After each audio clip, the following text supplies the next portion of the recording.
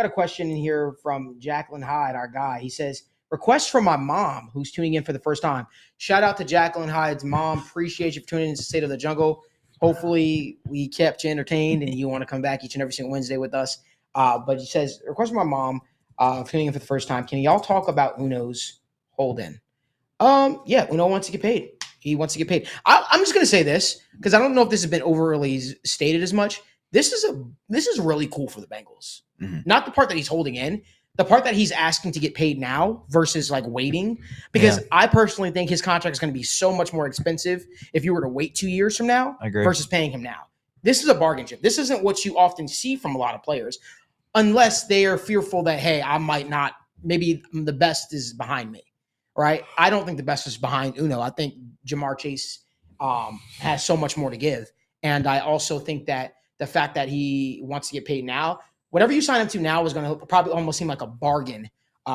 Definitely, if not a year from now, definitely 2 years from now. So I think it behooves the Bengals, in the Bengals' best interest to pay him. I know that Jamar Chase is a priority for them. I do believe a deal will get done potentially. I can't say that the deal will get done this offseason. I also think you got to understand when players hold out or hold in, it's not that they're upset or they're grumpy, right? Sometimes it's also a protection thing for them, where maybe they feel like, hey, I got to protect myself, lessen as much injury chances as possible, and maybe me going out there playing practices that I might not see as beneficial, and I know the way I prepare. And all the talk you hear from Jamar Chase is still training. Yeah. Jamar Chase is still working out. He's just not participating in team activities and stuff like that.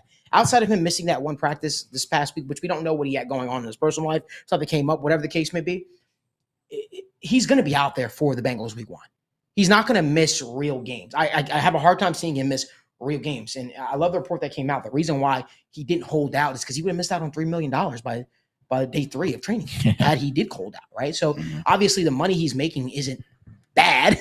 It isn't egregious. It's to the point where he understands that, hey, I might want to get paid and stuff like that, but also it's a protection thing. Why would I go out there if I don't have a contract in place and I know that I'm due for a huge contract? I'm with the team in Chicago right now. Yes, he's with the team in Chicago right now.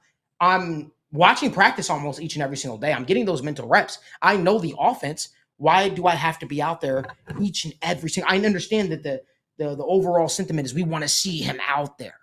We want to see him out there. We want to see him playing. We want to just see the team gelling together. But I also just want to caution people. A lot of it is health related too. You want to make sure that you don't end up with an injury. You want to make sure that you protect yourself as much as possible. And you want to make sure that you're not putting that wear and tear on your body, because guess what?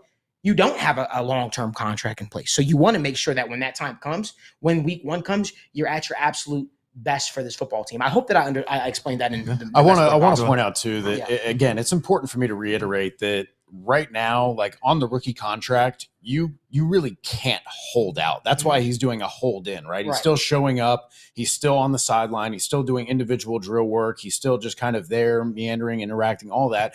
Because if he did what Saquon Barkley or Aaron Donald originally tried to do, the way that CBA is set up right now is if you're on a rookie contract and you actually hold out like into the season, you lose a year of eligibility, which means instead of hitting free agency after your 5th year, you now have to play another year. So you get to not what they want. Right, which is the opposite of what you want, because as a player, you make the most money by hitting the market repeatedly. 2-3 year deals every time, because other deals are pushing that number up. So you want to try and get to market as often as possible.